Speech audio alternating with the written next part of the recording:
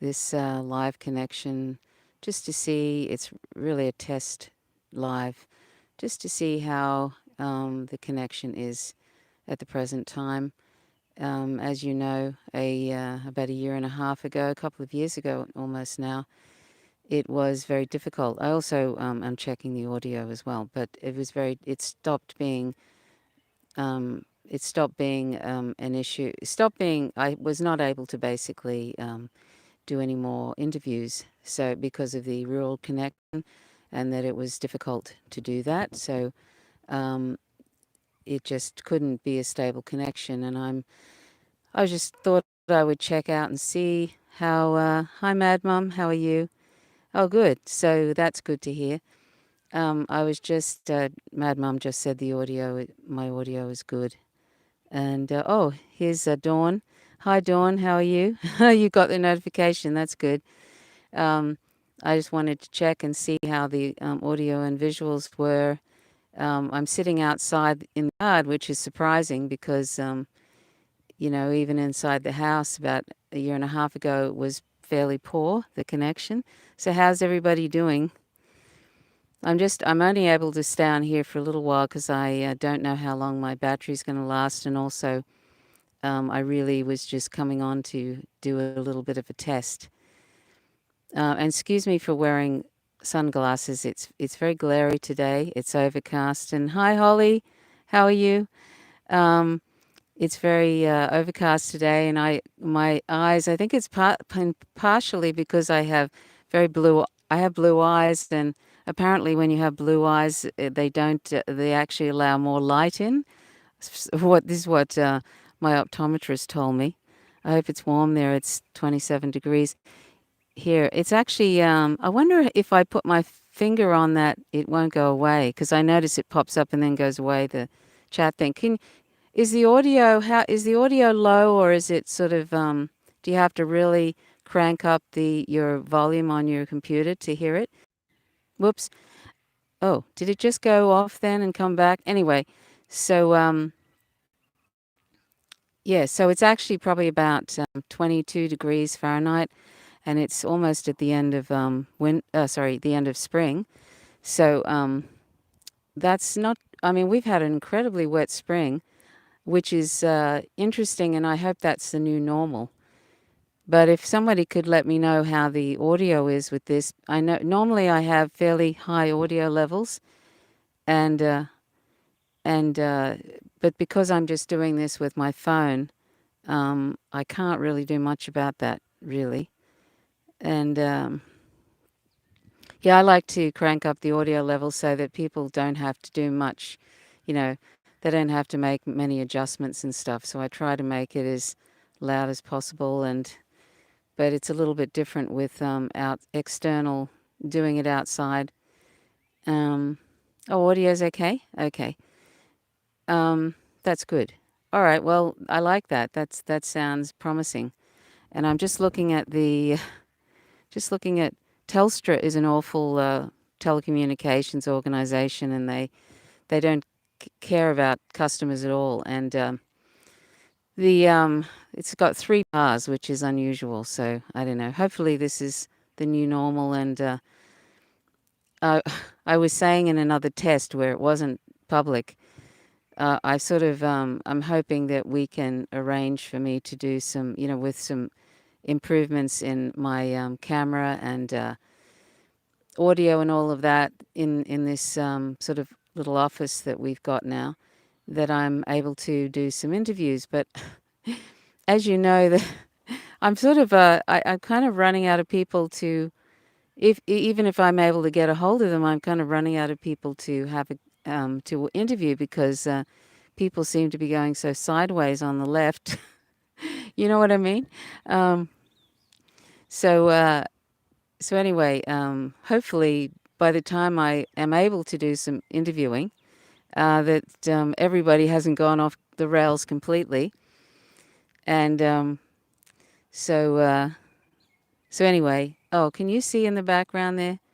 Down, see down there, you can see you can't see the river actually, because it's kind of very sort of it's reconnecting. When it's when it says it's reconnecting, does it happen to sort of start spinning around and or fading in and out when it, have you noticed that it's doing that, or is it a stable connection? Anyway, I guess I'll be able to have a look after the fact and see what happened. I'm just pointing out to myself when it says reconnecting, just to make sure it hasn't carked it. Um, so anyway, what's been happening with people? Um, so yes, if it's kind of fading and then coming back, that's not such a great thing. But mind you, I'm really trying it out. It buffers, then it picks up where you are. Okay, that's good.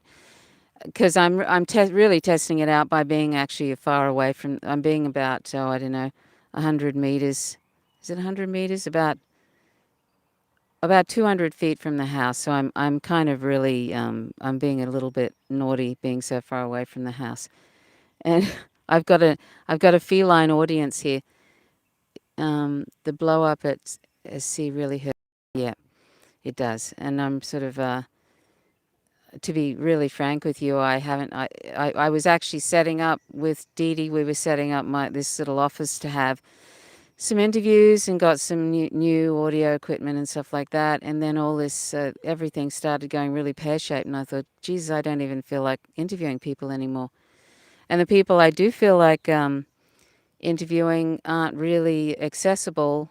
Like Abby and Mike they're focusing on, Abby Martin and Mike Preisner are focusing on their, documentary. And so they're very busy. And Ben Norton seems to be okay. I don't know where he is, but he's really hard to get a hold of. Like, I interviewed him once and he's great, and he talks for a long time. And he's got so much that's interesting to say. And let me know if the buffering is really bad, because I don't want you to be having to put up with me going, excuse me, going in and out and all that kind of stuff. And I'm having a bit of a blonde moment here, so I just thought I would. Graham Elwood. Oh yeah, yep, Graham Elwood. Buffering again. Does this great stuff on borders and stuff. I'd like to interview her. There's other people too. I wouldn't mind interviewing that guy who wrote the book about the CIA. He actually, excuse me, Douglas Valentine. Holly, I'm disgusted now. Jordan doesn't care about his longtime followers. Yeah, sadly, he doesn't seem to. So this guy Douglas Valentine, he's written a book. He was able to interview all these different CIA agents because he thought that that Douglas Valentine had been given the okay by the organization to do that. And so everybody was being very candid with him. And so they told him a lot of interesting stuff. And he was interviewed by Media Roots Radio, and it was really, really interesting. So I wouldn't mind interviewing him. There's a few people I wouldn't mind interviewing. The thing is getting a hold of them. And sometimes, because I'm not a U.S. citizen, it actually makes it more difficult sometimes to get a hold of people. I don't know why. They seem to be a little bit U.S. centric, like if you're not from the United States. And Holly, did you see the new title of the new name of the Fred Hampton Leftist? Something like Leftist International Is it Leftist International Solidarity or something like that? Which is actually a pretty good name. And I went in there today. They're actually live right now. You may want to check them out. But oh, hi Yuri. And see, this is the thing. I can't see Yuri. We have a lot of chats on Twitter and on Facebook, and Yuri's a great guy. If if please go and subscribe to Yuri's channel. It's 1+1, and I'll put a link after I finish this live. I'll put a link, and because he's a lovely person, and he does really good interviews and stuff. So consider joining Yuri's channel. And yeah, what I was saying about the Fred Hampton leftists, they've changed their. I wonder how you. I wonder if you're able to bring up. Let me see. Live chat. I'm not exactly sure how people. Oh, hi, and Yuri. By the way, what I'm doing is I'm just checking to see what the connection is like today, and it seems like it's. I'm actually testing it a fair bit because I'm actually about 200 feet away from the house, so and it still manages. I mean, it's buffering at times, but that's not surprising because I'm away from the like Telstra is the normal telecommunications network, and they're pretty pathetic. But inside the house, it's much better. Um, so anyway, I'm just testing it out and to see what it's like outside, and I thought I'd just have a go and see if it had any sort of stable connection. It's not too bad. It's not great, but it's not too bad. And I have to use this microphone because I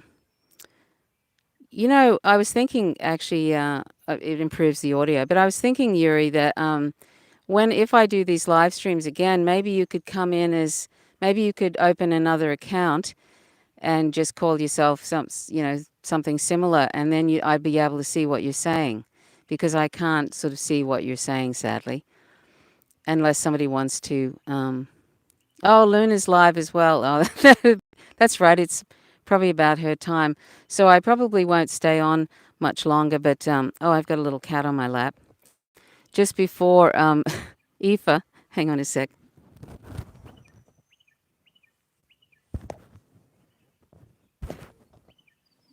Aoife's got his little bird be safe. Aoife's got his little bird be safe collar on, and before I had this scarf hanging over the back of the chair, and he started grabbing onto the scarf and strangling me. Oh God, he's funny. He's so funny. So anyway, yes, what I was saying about, I'm sorry, I'm all over the place. So I went into what is it called now? Leftist International Solidarity or something, and I thought I'd try and say hello to some people because, as you might recall, I mentioned that they did a tirade against me because I made a criticism about them, about their platforming Jimmy Dore. I won't go into that now. You can see it in my recent videos. But and I thought they may have banned me or something, but they didn't, which is really nice of them not to ban me. But I expected that people wouldn't be able to see what I was saying. But it seems like to see that still able to be I was still on the channel, so that's kind of good. Anyway, so has anybody got anything they wanted to mention? Or Yuri Jen said she was looking at leaving Status Quo. Jordan took that wrong and locked her out of all Status Quo accounts. Yes, and this was just after I'd done a promotional video for them because they were really struggling. So I did this 12-minute promotional video. You might have seen it, which I've taken down now. And and excuse me. Oh, you can use your regular account, Holly. That's good. Um, they may have unbanned some people, or whatever they were doing with you. I don't know. I don't know why anybody would ban you, for goodness sake. They'd have to be pretty intolerant, I think, to ban you, Holly. Anyway, oh, and by the way, Dee Dee's she had an operation recently. It wasn't really wasn't anything big, but it was something that I think has made her feel a bit tired, so she's having a sleep, which is probably a good idea. And I've been doing all the heavy lifting because it was a little hernia. She had an abdominal hernia, probably from too much lifting. So I've been doing all the lifting and being the sort of trying to carry my weight.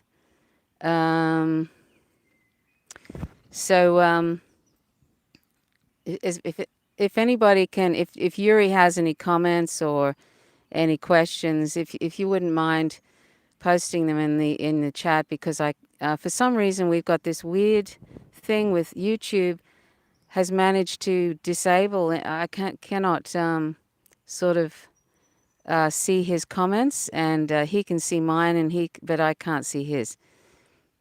So that's weird, and YouTube, of course, won't get back to me. So it's ridiculous because we can't communicate with each other on YouTube in these live chats and stuff. And And so Dawn says, Yuri, it is. Jordan also, it went away. Oh no. Jordan also went on Twitter with a heavily edited message to a third party saying she deserved to be locked out. You're kidding. Did he say that? Oh, I see. That's right. I remember that now. Sorry. Anyway, I did this 12-minute video and I thought it was reasonable and I spent a lot of time on it. I spent about 12 hours or something on it, editing it and putting it together and stuff. And then all this shit happened with Status Quo and that was really sad. So it's sort of like just a lot of things kind of falling apart, but there you go. I don't know what's going on. I feel like by the time we get to the 2024 election, I don't know what kind of shape the left's going to be in by then. Does anybody wonder? I do. Anyway. There's a lot of pollen in the air, and I've been very lucky this. And Dawn says he did. Then his crybaby video irked me. I quit Status Quo. Status Quo, all my memberships and monthly donations are going to elsewhere. Oop. Yeah. Yes, my donations will be going elsewhere too. It's very sad. Anyway, I look forward to when she's got a journalist company, a journalist thing coming up now called Courage. Oh God, what is it? Courage Network. No, Courage News Network. Hey, Dawn, did you see that that it's CNN is the acronym for that? I had to laugh. Anyway, so she started this Courage News Network, and you can find that on Twitter. And I think it's just Courage_News. So Jen's doing that, and she mentioned that she's got some other people who will be joining her, so that's exciting. Oh, you saw that too, Dawn. Yeah. So Yuri, if you could ask somebody if they could repaste, if they wouldn't mind repasting some of your comments so I can see what you're saying. But yeah, so that was very funny, I thought. And I love the way these cats always gather around me when I'm outside in the yard. They always come out and hang out with us, and they sit in a little group, and some are facing outwards because they're the protectors of the group, and then some are just kind of, hanging out close. So there's always one or two do that little protector thing that they do. So yeah, very sweet. Sorry. Oh, hi, Kim.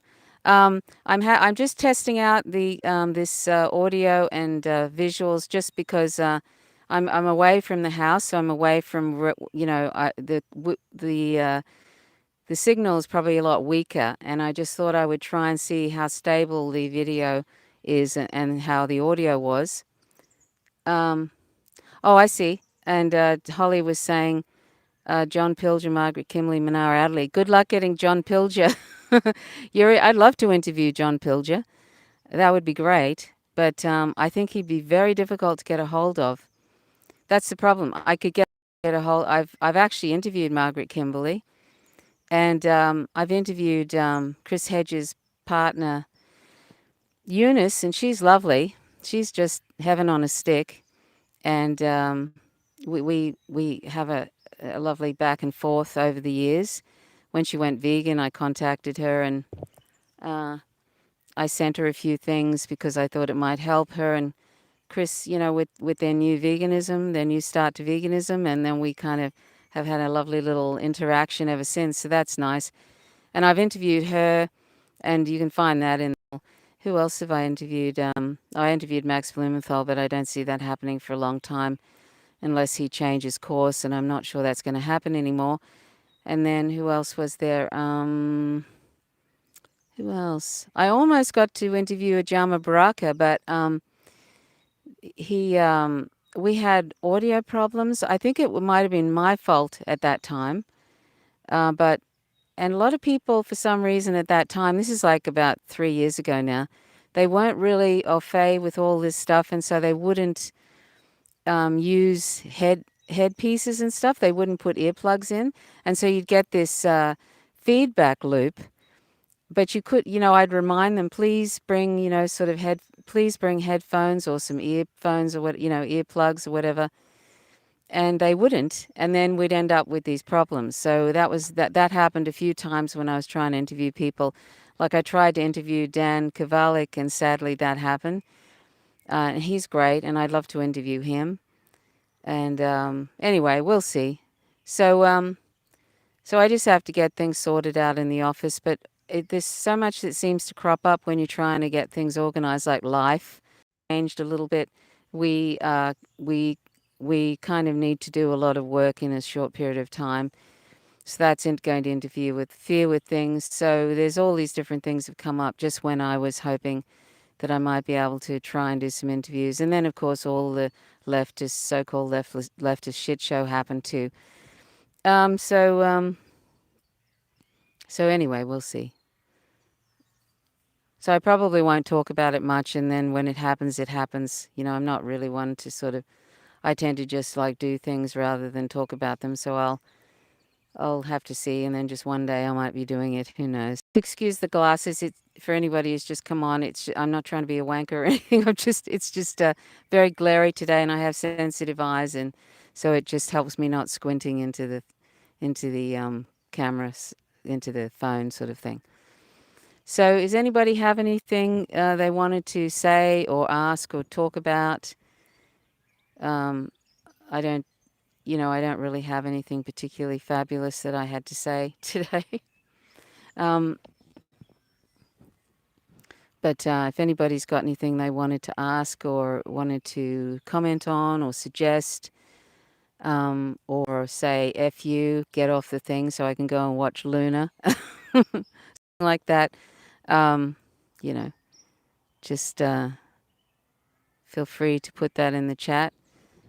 And I've got a sweet little blue-eyed cat looking up at me. Hey, Evie. Hey. Well, hi. Well, hi. Come on then. You want to come up? Yeah, there you go. Oh, hi, Tom. Oh, yes, and Tina Desiree Berg. That would be great. Um, that's. I was just trying out the audio and the visuals, Tom, and it's away from the house, so it's away from most of the good signal. So I'm surprised that I'm actually it buffers every so often, and I have to use the microphone, an external microphone, because even though these Huawei phones are really fantastic. I don't know if you've ever tried Huawei phones, but as an FU to the U.S. national security state and the NSA. And Dawn says, Yuri said Pilger is difficult to get on. I've tried to reach out on his website several times with no luck. Oh, I see. Yeah, thanks, Dawn, for showing that message. And I can imagine, yeah, he's very busy, and he's probably working on all sorts of things, and having somebody from a small channel interviewing is probably not high up on his list of things to do. So, but he actually, when I saw him recently, sorry, I'm a bit fragmented. He actually, when I saw him recently on, I think it was the Going Underground, he didn't look very well to me. He looked kind of drawn in the face, and I hope he hasn't got cancer. So I'm a bit concerned about his health, but what an amazing journalist he is. And he doesn't suffer fools lightly either, John Pilger. That's the other thing. Um, so yeah, he and Chris Hedges, I think they don't suffer people who are a little bit, not, they don't suffer people wasting their time, I don't think.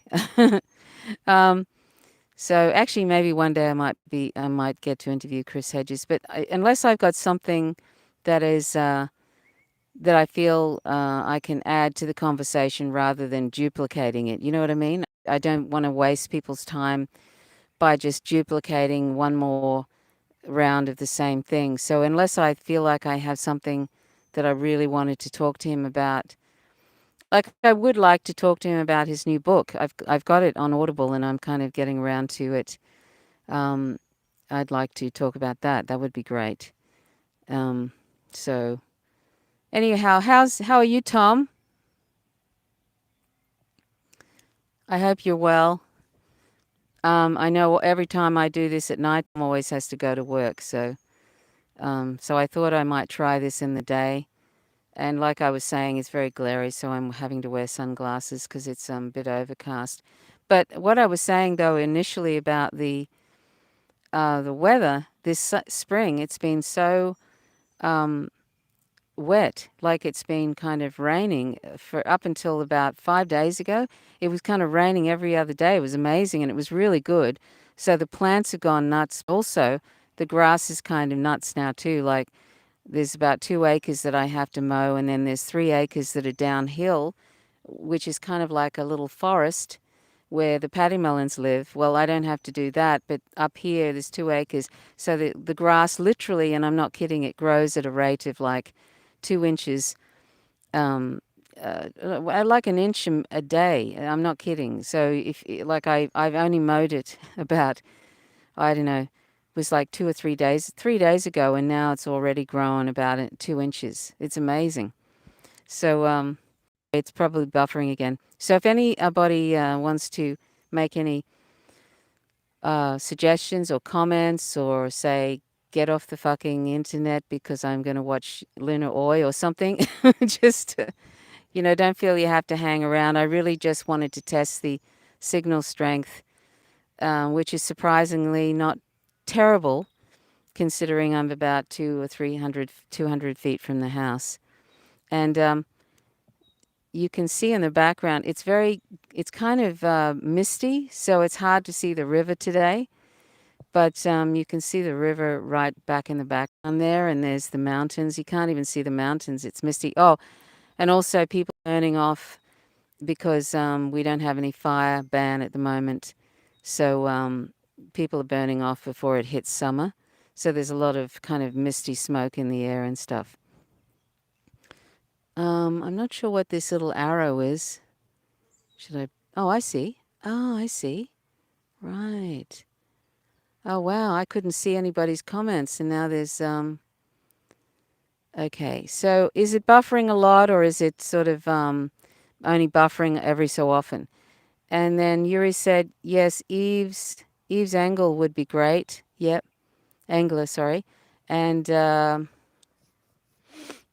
excuse me. And Tom said we're all getting older. Yes. Part of me thinks that's a really good thing, and another part of because just the way things are going, I'm really glad that I'm the age I am, because I think it would be really really hard to be somebody who's like in their 20s looking at joining the workforce, for goodness sake, and the neoliberal shit show we've got going, and the climate crisis and all of that. I don't envy in the slightest, and I feel so incredibly sad for anybody who has to deal with that. And it's so, so wrong to be really young and have to deal with that. Um, Spring is a distant memory here, huh? And Tom says, need some hope and encouragement. Got any? Oh, okay. Oh, hang on. Just before I answer that, Dawn says, a vegan perspective, I think Ryan and Angie from Happy Healthy Vegan on YouTube. Oh, okay.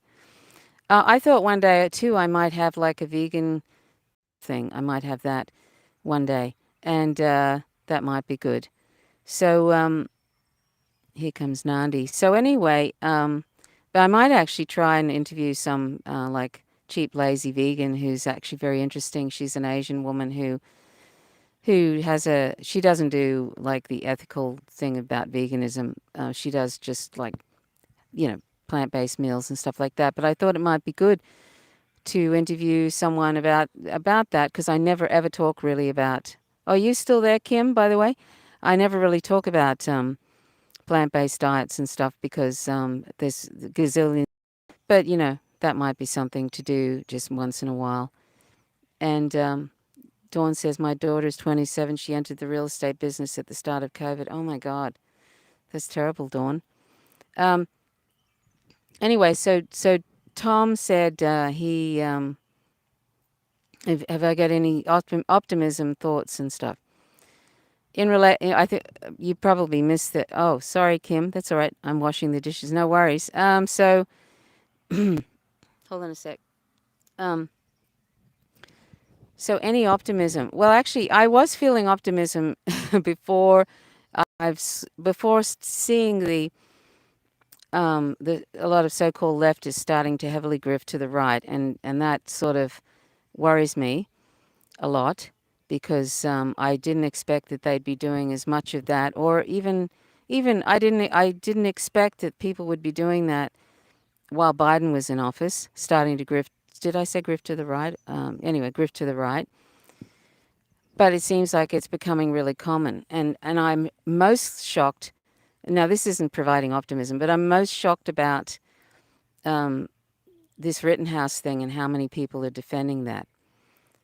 And by the way, this video, which I haven't watched yet, but which Dee Dee has watched, of Rittenhouse by Matt Orphea. Um, Now that makes him look like he really was defending himself and stuff. And I haven't watched it, and I'm sure it probably did because you can craft something to look like that. And maybe at the time he was defending himself. But the thing is, there are so many reasons he shouldn't have been there. He shouldn't have had that kind of weapon. It. I have to look at make sure that my battery thing is going okay. Okay.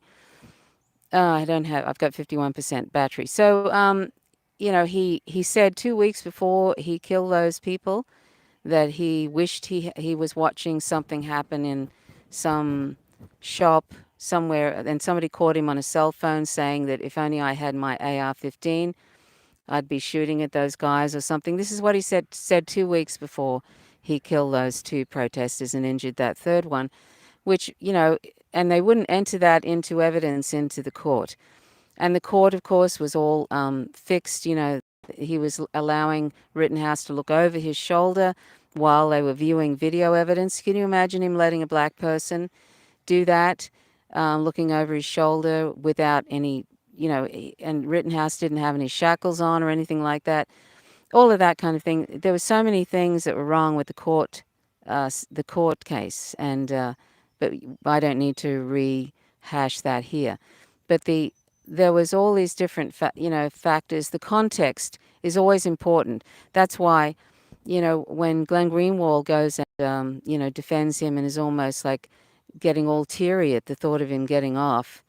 If you've seen that that tweet he made, that's why for journalists to not even include context when they're talking about Rittenhouse is just such bad journalism. But it's so convenient if you're trying to craft a right-wing message. You're trying to craft a message that makes these people look okay. And that's what Matt Orphea did. He's not a journalist, but he just created this video without any context, also without mentioning that the police were pushing uh, the Kenosha police were actually were pushing the protesters down toward the militia, and they even told the militias they were doing that. The other thing is how insane to be wandering around when there's unarmed protesters and you've all got weapons and stuff. I mean, the whole thing, it's so fascist. And I'm sad to say that if Trump gets in, which is looking likely, but if there's a competent fascist instead of him gets in, this is only going to get way worse. And now this fucking awful court case has now given a precedent for people to say that they were defending themselves because they felt threatened. So there's going to be buffering again. All the judges that have the Trump has put in all these right-wing judges, we're likely to see more and more people getting off. And I'll be interested to see how this Ahmaud Arbery case goes. And you've probably seen the little snippet of that little snippet of the court case where the prosecutor says to him, "So you're trying to tell me that you chased him around in 2 vehicles for 5 minutes and he didn't want to engage with you, and your father is hanging out the window saying, 'Stop or I'll blow your head off,' and you're trying to tell me that um and you're trying to tell me that he's going to get into the vehicle and you felt like you felt threatened." This is what the prosecutor was saying to this guy, and he said, "Yes, I did.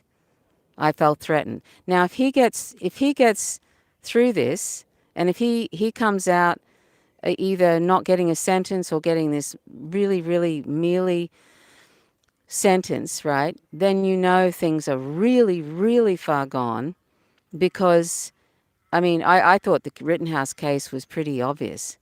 I mean, so the context of it and everything, but if they don't allow context, well, then what is there? Um, but this Ahmaud Arbery thing is just nuts. I'm sorry, it's just, and it's so obviously a problem. So if he gets off, we're in deep doo doo, folks. That's behold the future. So whoops. So Eve is back on my. Excuse me. So anyway, I didn't get to the. Tom said, yes. So Dawn said, it's edited to make it look like he was defending himself. Yep. And Tom said, spot on about Kyle. Why on earth is a child armed with an assault weapon allowed to roam the streets during a riot? Yes. And Kim said, Minpress News put out an article today about how Kyle Rittenhouse is the epitome of outrage culture or something like that. Not the exact wording, but you get the idea. I won't lie, didn't have it.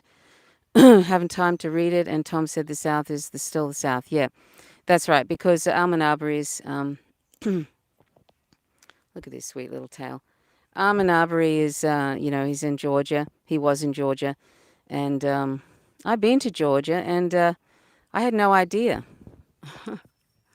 um, I was in Georgia in, I think it was 1999. And I actually had a, it's, and all her friends, everybody was black, and I had no idea at the time. She was my girlfriend at the time, and I had no idea at the time about the shit show that is the United States with the police killing black people every other day and all of that. I knew about the slavery, of course, but I didn't know about the current situation. And her father didn't really show any sort of friendliness towards me. And when I think back at that, I think I don't blame him because, like, like he was probably thinking, why did my daughter bring home a white woman? A woman not even from this country. So he probably was, kind of thinking, what the hell's going on? But when I know now about how much killing, how much murder, and the systemic racism and all of that, it's not surprising. Anyway, that's just a strange little story. So, I had no idea. But anyway, it's when you finally wake up and see what's really going on, it just seems so insane. Country that's going around telling the world how they should be cleaning up their act when they have so many things wrong. But anyway, I didn't get to the point of talking about the optimism, Tom. So I'm just I'll say this: putting aside that the left is kind of seems to be going sideways, and hopefully that's not going to just continue and stuff. But putting that aside, I actually do feel optimism in that, uh, but it's going to have to get a lot worse before it gets better, and that's the awful thing. The optimism is that I think everything is on its way out, meaning capitalism, end stage capitalism. Everybody can see it's horrific, and that they're never ever going to be looked after. That they found that out during COVID.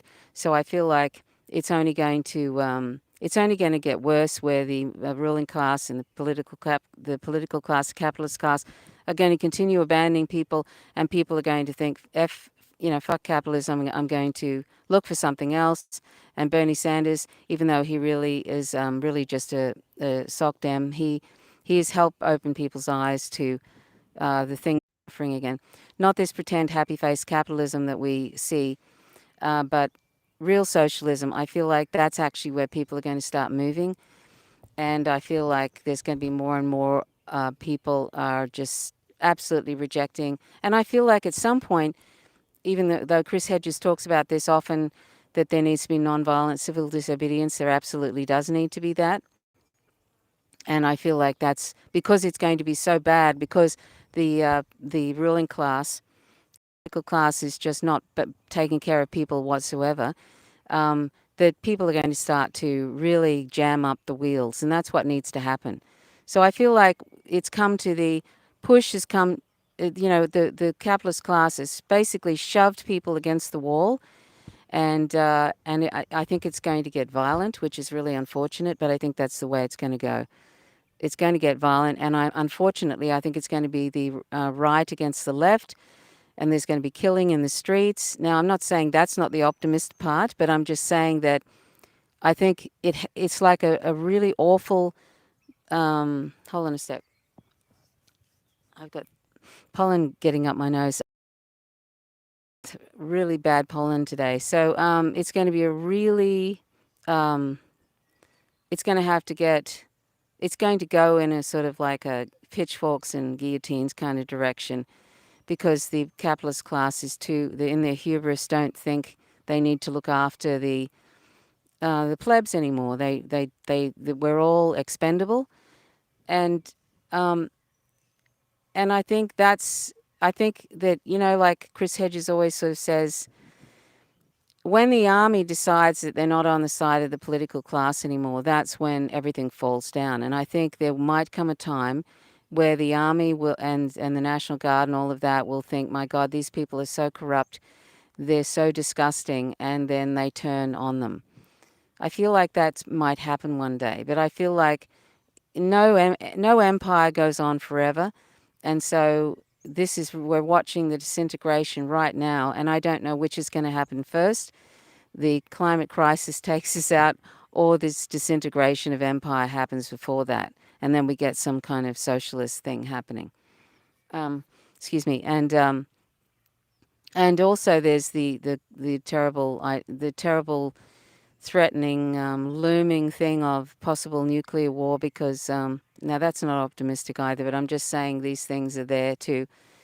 Um, Putin is basically saying, if you don't respect the red line, things are going to get ugly. And I feel like, everybody, it's a life or death thing now for these different countries.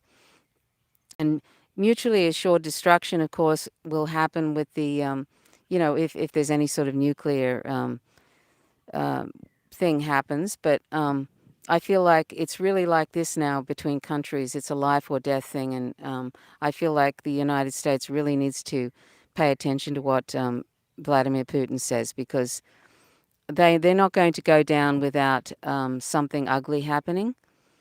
And why would they? So let me see. Hold on a sec. What we got here? Tom says, Dawn says, not just sorry about the buffering. I'll probably have to go soon because I've only got 41% battery now. So there is an underestimated general strike underway in the US. Oh, understated. Sorry. Yes, the general strike thing is going to really start to take hold, which is fantastic. And I was just thinking, what took people so long? But anyway, that's going to crop up like the 100th monkey theory. And then the capitalist class is just going to be beside itself, thinking it's losing all control, which it will lose control. And when people realize their own power, you've seen that, probably that meme where there's somebody out on, where there's somebody out on planks and they're over a cliff, and there's all these people standing on the other end, and people are popping off the plank, and the person on the end, the person on the end is sort of giving this speech, probably, like the capitalist class sort of icon or whatever. And everybody keeps jumping off the plank, and eventually, of course, they're just going to go down the cliff. So it's really up to us to bring it all down, and that means starting off with general strikes everywhere. And I think at some point the nonviolent civil disobedience will turn into violent violence. And I'm not saying I'm advocating that. I'm just saying I expect that to happen if something doesn't happen to look after. I don't want capitalism to become I don't want people to go down the road of putting a happy face on capitalism, because you're always going to have imperialism with it. You're always going to have exploitation. It's inherently exploitative. So I don't want it to go that way. I want it to go a communist way. I want it to go a socialist way. Excuse me. And I think that's the only way that's going to serve everybody. Um, and I mean that everybody has to be looked after, every single person. And of course, and I always say this, we need to be vegan. We need to have a vegan planet so we can stop this tremendous violence and also the devastation of the environment. So, and the climate, the tremendous the sixth mass extinction, and the climate crisis. They're all related to our non-veganism. So all those things, communist and vegan, and or socialist vegan, and just kind of let's start treating one another the way we were supposed to be, which is with empathy and love and justice for all, you know, and buffering again. Let's at least go out in a sort of a in a for want of a better word, a classy way. Let's at least go out kind of being kind to each other and sort of being humans again, because this is not sustainable. The sort of the attitudes that we have to each other at this time, it's just not sustainable, and it's ugly. And I don't need. I'm preaching to the choir. I'm sure you probably agree. It's ugly and it's awful. And where is our humanity? Why are there people being gunned down? Why are there children starving in Yemen and all this? This is absolutely outrageous, and this is not living.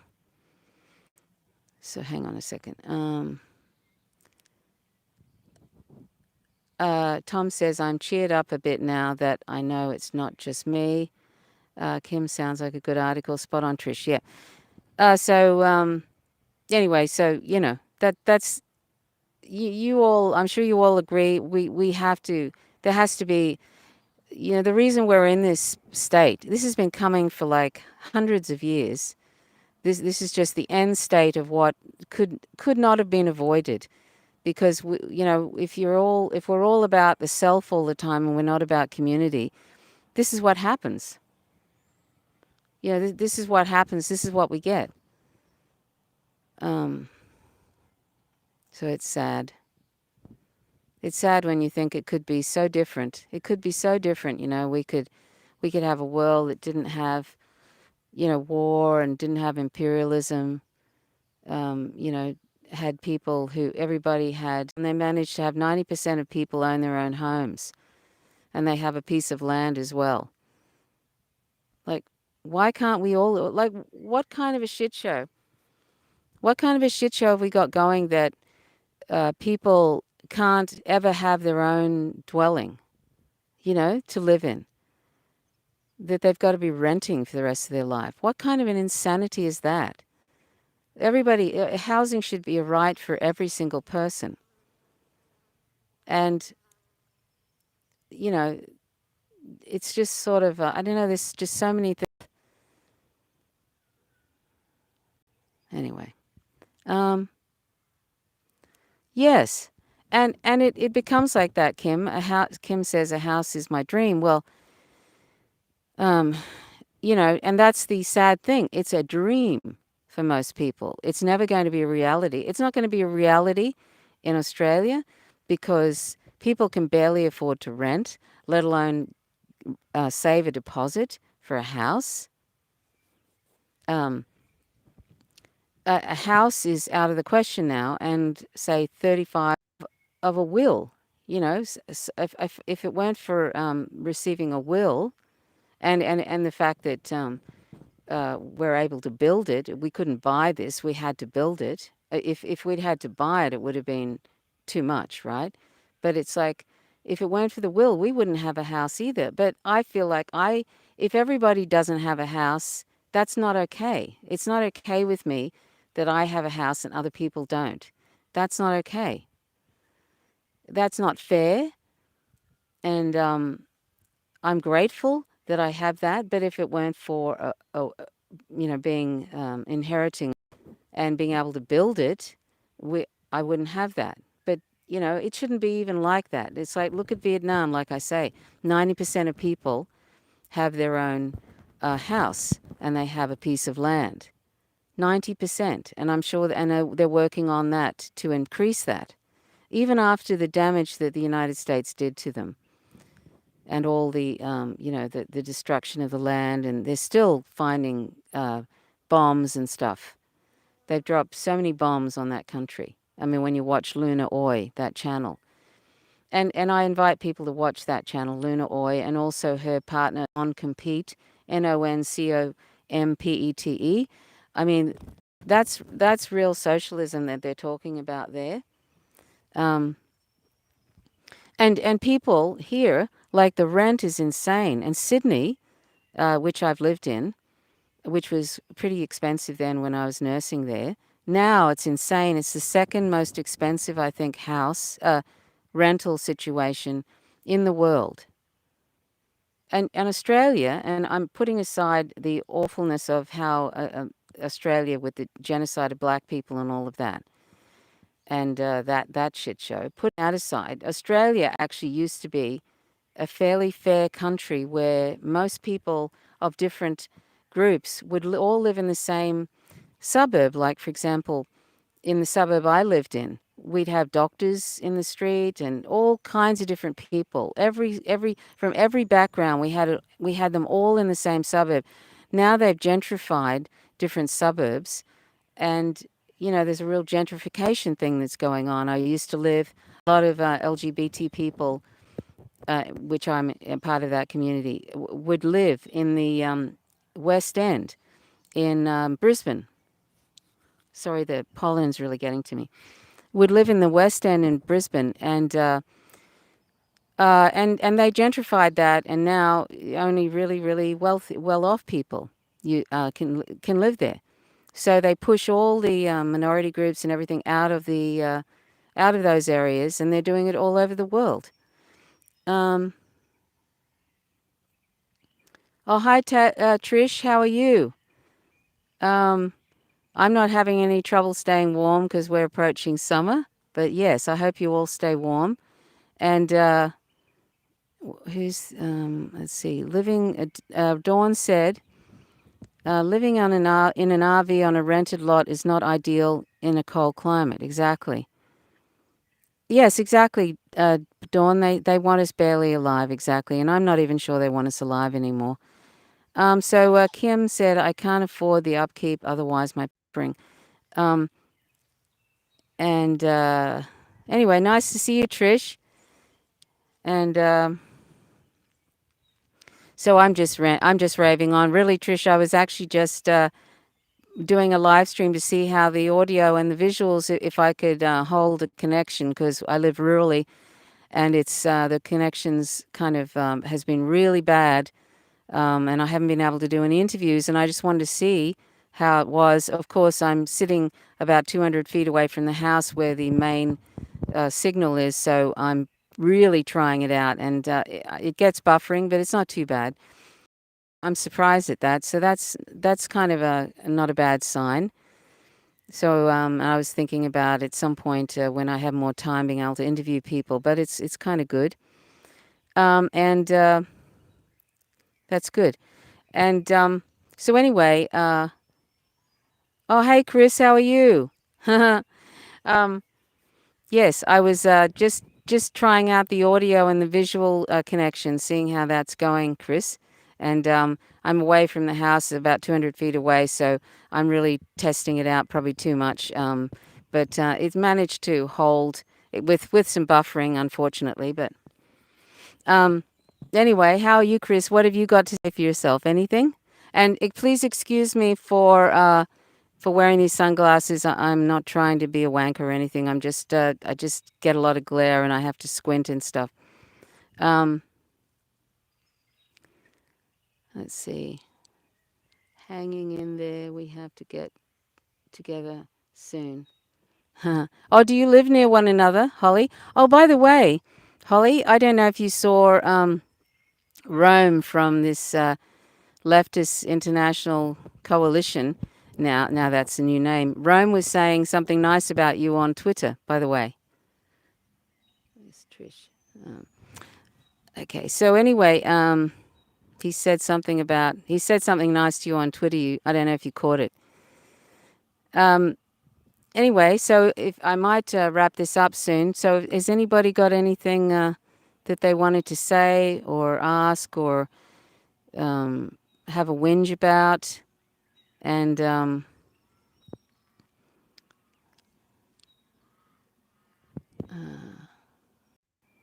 I actually didn't expect that I'd be on this long because I really was just going to try it out, but just because it's able to go along, I'm letting it go along. But there was something I was going to mention, um, and I've forgotten what it was.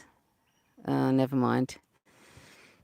Um, I'm being a bit lazy today. I should really be doing some more lawn cutting, but I'm a little bit tired. Um, can you hear the birds in the background, by the way? Tell Dee Dee I hope she. I will. Um, yeah, yeah. He was saying something very nice about you and giving you a shout out. So that's really sweet. What's going on with Dee Dee? Oh, I was going to say something funny, but I'm not fast enough. Um, well, she's actually been doing building this house. She's been doing a lot of lifting, and she gave herself a slight umbilical hernia, and she had to get her little bits of guts pushed back in. She just had this little it was just small, and so she had to have an operation. That was about 2 weeks ago, and so she's um hang on, I'll have to read those in a sec. So she had to have an operation, and that and she's not allowed to lift anything. So I'm having to do all the lifting and stuff like that. And it's funny, when you live rurally, you really start to get quite strong because there is a lot of, even if it's just buying paddy melon pellets and you get them in these quite large bags and stuff like that. So I've actually sort of developed quite a lot of strength. It's surprising how much strength you develop after you've been lifting. Even just lifting up heavy cats sometimes can be. Anyway, I'm just kidding. So anyway, that's what happened with Dee Dee. So she's fine, and she's just having a rest today because I think all this sad stuff with the left and everything is really affects her too. Like I find I fight a little while for something, and then I realize it's like, for example, that there's, I won't go into it, but there's no way in the world they're ever going to change that direction, and so you have to relinquish that kind of hope that they're going to turn that around. I'm talking about people on the left now, some people, and high profile, and and you have to kind of resign yourself to, well, they're unreachable at this point, and that's kind of a little bit of a death. You know what I mean? Because there are some people on this channel. Um, Kim says there's been so many disappointments. Whoops. There's been so many disappointments it indeed does not help. No. Um, Art Kulik is with Trilogy Media. And Chris says, damn, I thought maybe you had Italian heritage. I'm not sure if that's to me or somebody again. What's my battery? Oh my God, I'm down to 27%. My battery. Probably have to go shortly.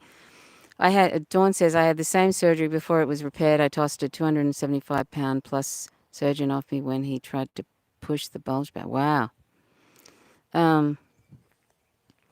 So anyway, yeah, so I think, today she's just feeling probably a bit low because there's just too many people grifting to the right at the moment, and that's really depressing. And I'm really hoping, and I sort of feel like if this is how it is in the first year of Biden, what's it going to be around 2024? And that is kind of depressing to me. Like I was saying to Dee Dee, I'm not even sure at this point who to even interview. There was different people, uh, but it just kind of leaves me a little bit like I don't even feel like interviewing anybody at the moment. I'm feeling quite flat. But even if I was able to, which I'm not prepared at the moment to do that. But anyway, that's just how it goes. I suppose these things happen. I don't know why people are. I don't know why they've suddenly decided going really full on grift to the right is. But you know who's a really scary person is Tulsi Gabbard. Not that I wanted to interview her. I never really considered her somebody that was really leftist, but she pretended to be, and she used everybody to get a leg up, and now she's got the leg up, and she's got the attention she needs, and now she's full on grifting, full on to the right, so bad that she's getting She's getting scary. She looks like she could even be that competent fascist that people talk about. Look at her Twitter. I check it out every so often, and the things she's saying, it's it's scary. She's starting to talk about anybody who's not right as pro Antifa, which is the sort of the dog whistle to the right, you know, um, because they're always going, kill Antifa, kill Antifa. I mean, they even consider people in the Democratic Party Antifa, for fuck's sake. And Antifa is like just anti-fascist, and it's not an organization. There's no membership, so it's just the level of ignorance and the level of hatred, like, is palpable. Like, so I don't know. This whole thing with Trump and Michael Reynolds. Remember when Trump was bragging about getting the cops to go down and he finished him off in 15 minutes and everybody was clapping? Well, there's just going to be more and more of that when this competent fascist gets in. So, I'm looking a little bit Aryan today with the blonde hair and the blue eyes. um, Didi jokes. Sorry, it's buffering again. The stream is good with an occasional out to lunch buffering. Yeah. Yes. I'm really expecting too much of it really at the moment because I'm away from the main source of the thing. Kim, yes, the extreme radical left, the Democrats, and Tall said Tulsi's just creating a lane to power. Yes, she sure is.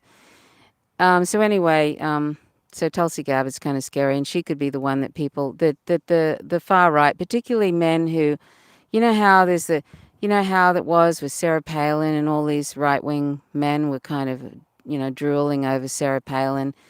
Well, she's like the this sexier version of Sarah Palin and the intelligent kind of thing. You know what I mean? And I could see her being somebody's VP, and I think that's what she's aiming for. That's what I feel anyway.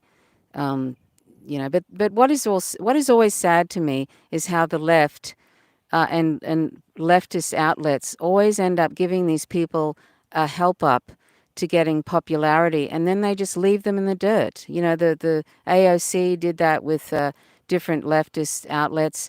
And then once she got popular, then she just left everybody in the dirt, and sort of it's like bye bye, thanks, like the dolphins, thanks for the fish, uh, in the Hitchhiker's Guide to the Galaxy.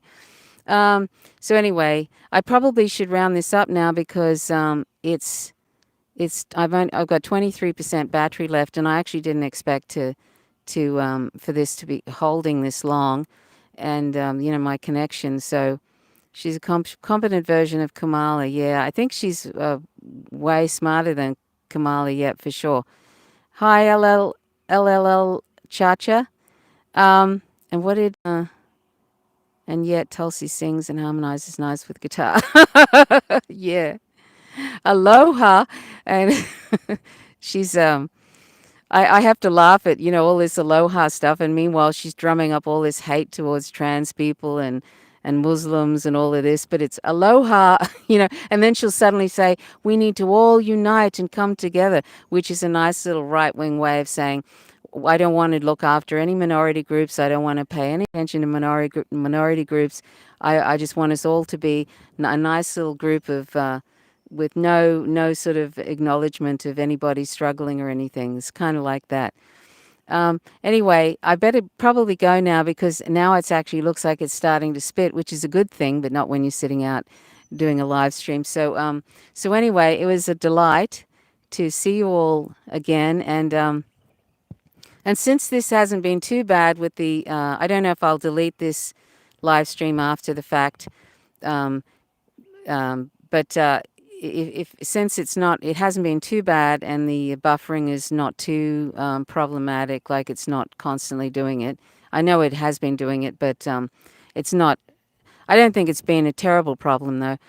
Since that's not too bad, I might do this again sometime, and we can just catch up and stuff. Because we haven't been doing much in the way of live streams because we're so busy with the building and stuff. You know, it's kind of intensified lately, and we want to get it finished in a hurry before it's buffering again. So um, oh, Chris likes the Hitchhiker's Guide to the Galaxy. Actually, you know, Chris, when I was in a band in the 80s, we were trying to find a name to use. You know, just as a placeholder name.